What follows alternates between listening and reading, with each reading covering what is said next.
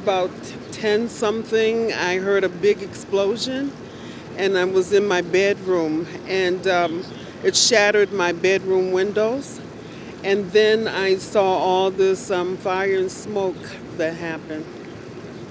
Just unbelievable. There was an explosion. There was a catastrophic failure of the building. There was collapse. So all that was going on. So eventually we would have about 125, 150 firefighters here on the scene. We have had at least 10 people transported to the hospital, 5 of them with serious injuries.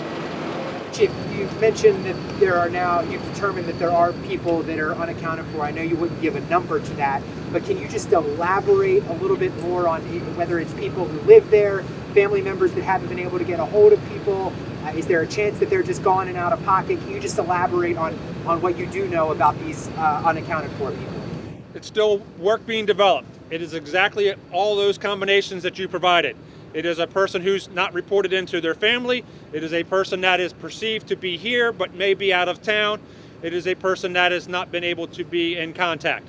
So all of that is what's being looked at, and it's too early to refine exactly how we get to that point. We'll get to that as soon as we can with confidence. Our first phase of this is to get people safety, to shelter and support, and then immediately we start the process of working with them to get them to someplace stable so that they can get their lives back in order and collect their belongings and support and get the support that they need. Unfortunately, this is not an isolated incident here in this community.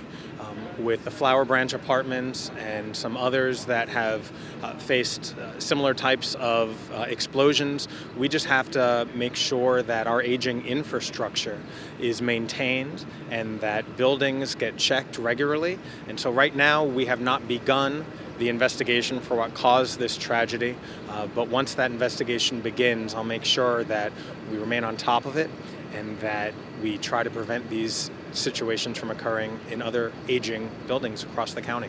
I'm very grateful to our first responders and all the nonprofit partners we have, like Interfaith Works and the Red Cross, that are providing services and support and comfort to all the residents here and the neighbors. This is a really, hard-hit community in many ways. It's just, of course, like everyone, been through a pandemic and a recession, but I know it's a really strong and resilient place as well, and that a lot of the neighbors are going to step up and do everything they can for the families around here, as will people all across Montgomery County.